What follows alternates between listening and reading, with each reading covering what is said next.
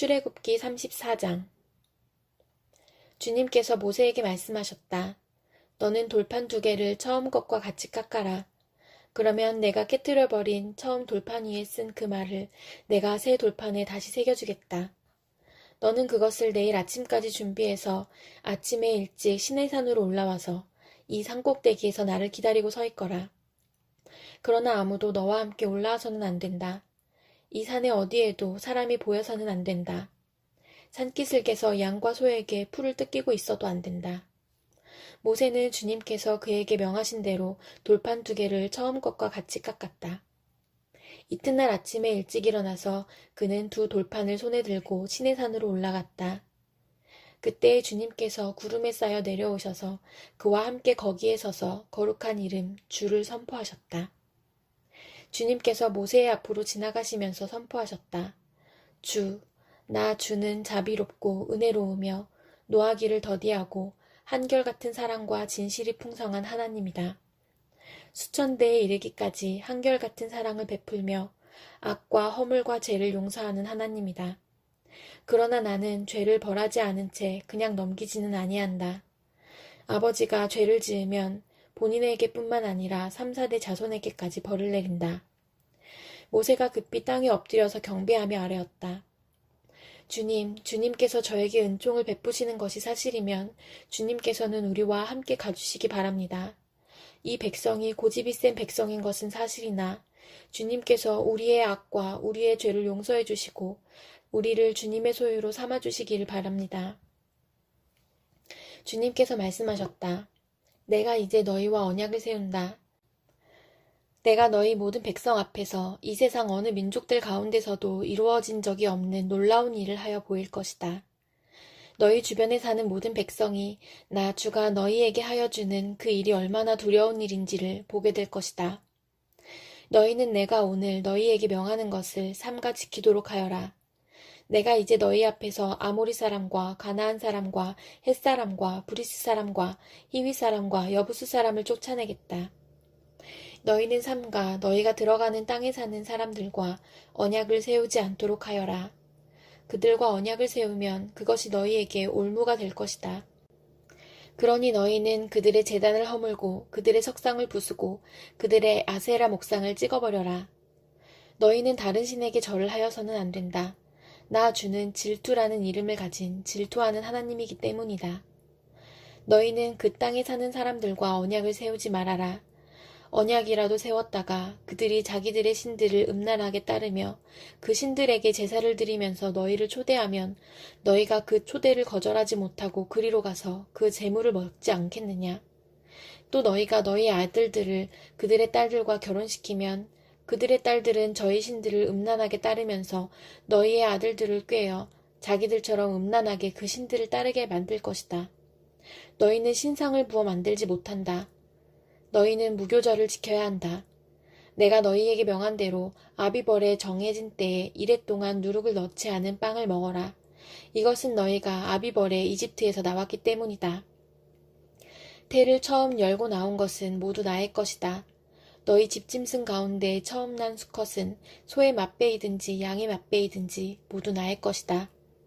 나귀의 맛배는 어린 양을 대신 바쳐서 대속하게 해야 한다. 그렇게 대속하지 않으려거든 그 목을 부러뜨려야 한다. 너희 아들들 가운데 맏아들도 모두 대속해야 한다. 그리고 아무도 내 앞에 빈손으로 나와서는 안 된다. 너희는 엿새 동안 일을 하고 이렛날에는 쉬어야 한다. 밭갈이 하는 철이나 거두어 들이는 철에도 쉬어야 한다. 너희는 밀을 처음 거두어 들일 때는 칠칠절을 지키고 한 해가 끝날 때에는 수장절을 지켜야 한다. 너희 가운데 남자들은 모두 한 해에 3번 이스라엘의 하나님 나 주 앞에 나와야 한다. 내가 문 민족을 너희 앞에서 쫓아내고 너희의 영토를 넓혀주겠다. 너희가 한 해에 3번 주 너희의 하나님을 뵈려고 올라올 때에 아무도 너희의 땅을 점령하려 하지 않을 것이다. 너희는 나에게 바치는 희생 제물의 피를 누룩 넣은 빵과 함께 바치지 말아라. 유월절 제물은 이튿날 아침까지 남겨두어서는 안 된다. 너희는 너희 땅에서 난 첫 열매 가운데서 제일 좋은 것을 주 너희의 하나님의 집으로 가져오너라. 너희는 새끼 염소를 그 어미의 젖으로 삶아서는 안 된다. 주님께서 모세에게 말씀하셨다. 너는 이 말을 기록하여라. 내가 이 말을 기초로 해서 너와 이스라엘과 언약을 세웠기 때문이다. 모세는 거기서 주님과 함께 밤낮 40일을 지내면서 빵도 먹지 않고 물도 마시지 않고 언약의 말씀 곧 십계명을 판에 기록하였다. 모세가 두 증거판을 손에 들고 시내산에서 내려왔다. 그가 산에서 내려올 때에 그의 얼굴에서는 빛이 났다. 주님과 함께 말씀을 나누었으므로 얼굴에서 그렇게 빛이 났으나 모세 자신은 전혀 알지 못하였다. 아론과 이스라엘의 모든 자손이 모세를 보니 모세 얼굴의 살결이 빛나고 있었다. 그래서 그들은 그에게로 가까이 가기를 두려워하였으나 모세가 그들을 부르자 아론과 회중의 지도자들이 모두 그에게로 가까이 갔다. 모세가 먼저 그들에게 말을 거니 그때에야 모든 이스라엘 자손이 그에게로 가까이 갔다. 모세는 주님께서 시내산에서 자기에게 말씀하신 모든 것을 그들에게 명하였다. 모세는 그들에게 하던 말을 다 마치자 자기의 얼굴을 수건으로 가렸다. 그러나 모세는 주님 앞으로 들어가서 주님과 함께 말할 때에는 수건을 벗고 나올 때까지는 쓰지 않았다. 나와서 주님께서 명하신 것을 이스라엘 자손에게 전할 때에는 이스라엘이 자기의 얼굴에서 빛이 나는 것을 보게 되므로 모세는 주님과 함께 이야기하러 들어갈 때까지는 다시 자기의 얼굴을 수건으로 가렸다. 요한복음 13장. 유월절 전에 예수께서는 자기가 이 세상을 떠나서 아버지께로 가야 할 때가 된 것을 아시고 세상에 있는 자기의 사람들을 사랑하시되 끝까지 사랑하셨다. 저녁을 먹을 때에 악마가 이미 시몬 가룟의 아들 유다의 마음속에 예수를 팔아넘길 생각을 불어넣었다. 예수께서는 아버지께서 모든 것을 자기 손에 맡기신 것과 자기가 하나님께로부터 왔다가 하나님께로 돌아간다는 것을 아시고 잡수시던 자리에서 일어나서 겉옷을 벗고 수건을 가져다가 허리에 두르셨다. 그리고 대야에 물을 담아다가 제자들의 발을 씻기시고 그 두른 수건으로 닦아주셨다. 시몬 베드로의 차례가 되었다. 이때 베드로가 예수께 말하였다. 주님, 주님께서 내 발을 씻기시렵니까? 예수께서 그에게 대답하셨다. 내가 하는 일을 지금은 내가 알지 못하나 나중에는 알게 될 것이다. 베드로가 다시 예수께 말하였다. 아닙니다. 내 발은 절대로 씻기지 못하십니다. 예수께서 그에게 말씀하셨다. 내가 너를 씻기지 아니하면 너는 나와 상관이 없다. 그러자 시몬 베드로는 예수께 이렇게 말하였다. 주님, 내 발뿐만이 아니라 손과 머리까지도 씻겨주십시오. 예수께서 그에게 말씀하셨다. 이미 목욕한 사람은 온 몸이 깨끗하니 발밖에는 더 씻을 필요가 없다. 너희는 깨끗하다. 그러나 다 그런 것은 아니다. 예수께서는 자기를 팔아넘길 사람을 알고 계셨다. 그러므로 너희가 다 깨끗한 것은 아니다 하고 말씀하신 것이다. 예수께서 제자들의 발을 씻겨주신 뒤에 옷을 입으시고 식탁에 다시 앉으셔서 그들에게 말씀하셨다. 내가 너희에게 한 일을 알겠느냐? 너희가 나를 선생님 또는 주님이라고 부르는데 그것은 옳은 말이다. 내가 사실로 그러하다. 주이며 선생인 내가 너희의 발을 씻겨주었으니 너희도 서로 남의 발을 씻겨주어야 한다. 내가 너희에게 한 것과 같이 너희도 이렇게 하라고 내가 본을 보여준 것이다. 내가 진정으로 너희에게 말한다. 종이 주인보다 높지 않으며 보냄을 받은 사람이 보낸 사람보다 높지 않다. 너희가 이것을 알고 그대로 하면 복이 있다. 나는 너희 모두를 가리켜서 말하는 것이 아니다. 나는 내가 택한 사람들을 안다. 그러나 내 빵을 먹는 자가 나를 배반하였다 한 성경 말씀이 이루어질 것이다.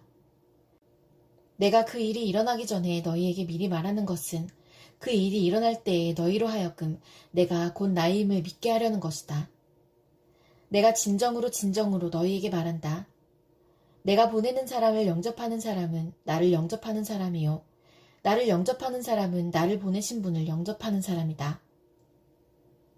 예수께서 이 말씀을 하시고 나서 마음이 괴로우셔서 환히 드러내어 말씀하셨다.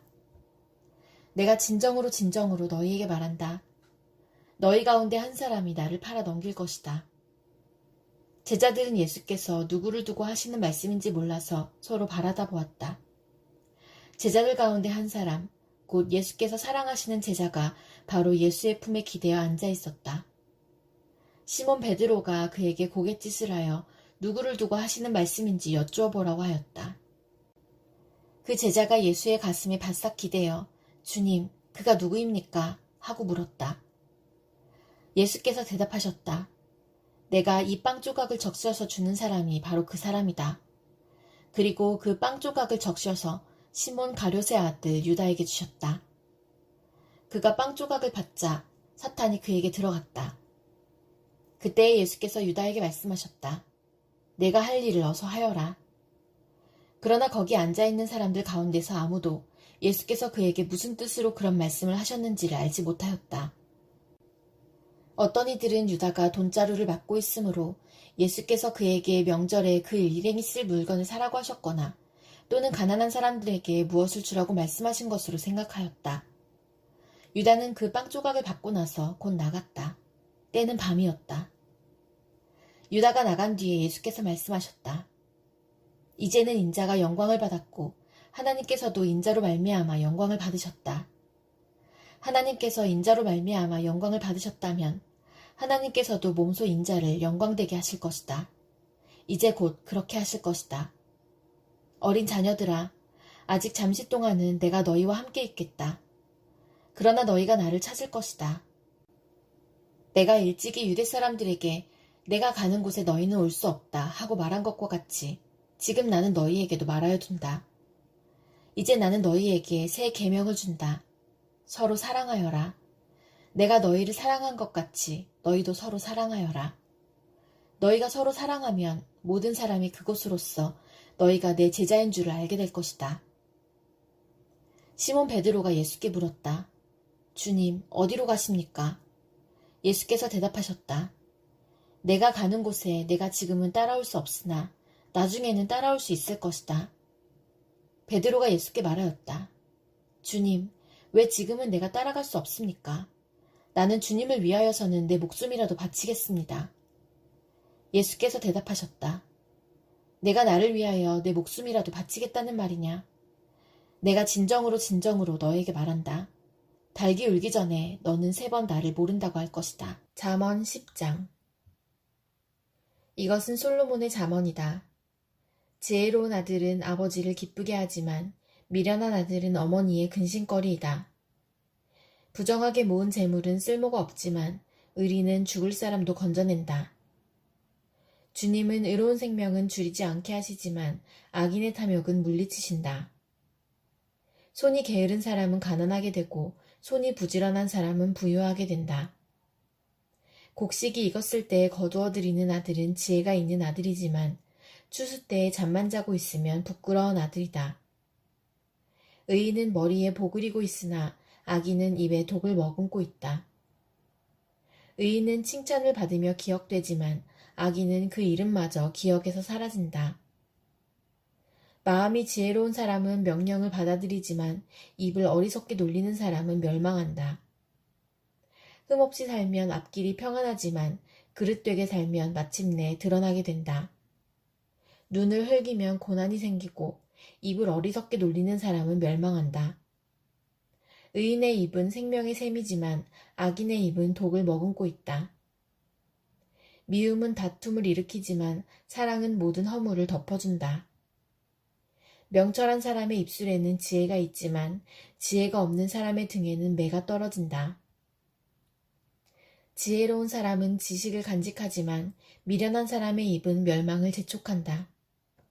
부자의 재산은 그의 견고한 성이 되지만 가난한 사람의 빈곤은 그를 망하게 한다. 의인의 수고는 생명에 이르고 악인의 소득은 죄에 이른다. 훈계를 지키는 사람은 생명의 길에 이르지만 책망을 저버리는 사람은 잘못된 길로 들어선다.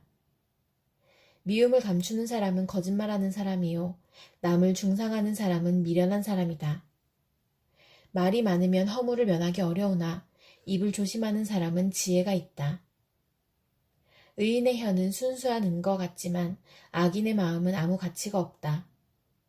의인의 입술은 많은 사람을 먹여 살리지만 어리석은 사람은 생각 없이 살다가 죽는다. 주님께서 복을 주셔서 부유하게 되는 것인데 절대로 근심을 곁들여 주시지 않는다. 미련한 사람은 나쁜 일을 저지르는 데서 낙을 누리지만 명철한 사람은 지혜에서 낙을 누린다. 악인에게는 두려워하는 일이 닥쳐오지만 의인에게는 바라는 일이 이루어진다. 회오리 바람이 지나가면 악인은 없어져도 의인은 영원한 기초처럼 꼼짝하지 않는다. 게으른 사람은 부리는 사람에게 이에 초 같고 눈에 연기 같다. 주님을 경외하면 장수를 누리지만 악인의 수명은 짧아진다. 의인의 희망은 기쁨을 거두지만 악인의 희망은 끊어진다. 주님의 도가 정직한 사람에게는 힘이 되지만 악행을 하는 사람에게는 멸망이 된다. 의인은 영원히 흔들리지 않지만 악인은 땅에서 베겨내지 못한다. 의인의 입에서는 지혜가 나오지만 거짓말하는 혀는 잘릴 것이다. 의인의 입술은 남을 기쁘게 하는 말이 무엇인지 알지만 악인의 입은 거짓을 말할 뿐이다. 에베소서 3장. 그러므로 이방 사람 여러분을 위하여 그리스도 예수의 일로 갇힌 몸이 된 나 바울이 말합니다. 하나님께서 여러분을 위하여 일하도록 나에게 이 직분을 은혜로 주셨다는 것을 여러분은 이미 들었을 줄 압니다. 하나님께서는 나에게 그 비밀을 계시로 알려주셨습니다. 그것은 내가 이미 간략하게 적은 바와 같습니다. 여러분이 그것을 읽어보면 내가 그리스도의 비밀을 어떻게 이해하고 있는지를 알게 될 것입니다. 지나간 다른 세대에서는 하나님께서 그 비밀을 사람의 아들들에게 알려주지 아니하셨는데 지금은 그분의 거룩한 사도들과 예언자들에게 성령으로 계시하여 주셨습니다. 그 비밀의 내용인즉 이방 사람들이 복음을 통하여 그리스도 예수 안에서 유대 사람들과 공동 상속자가 되고 함께 한 몸이 되고 약속을 함께 가지는 자가 되는 것입니다. 나는 이 복음을 섬기는 일꾼이 되었습니다.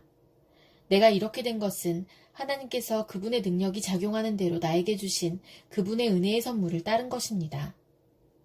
하나님께서 모든 성도 가운데서 지극히 작은 자보다 더 작은 나에게 이 은혜를 주셔서 그리스도의 헤아릴 수 없는 부요함을 이방 사람들에게 전하게 하시고 만물을 창조하신 하나님 안에 영원전부터 감추어져 있는 비밀의 계획이 무엇인지를 모두에게 밝히게 하셨습니다. 그것은 이제 교회를 통하여 하늘에 있는 통치자들과 권세자들에게 하나님의 갖가지 지혜를 알리시려는 것입니다. 이 일은 하나님께서 우리 주 그리스도 예수 안에서 성취하신 영원한 뜻을 따른 것입니다.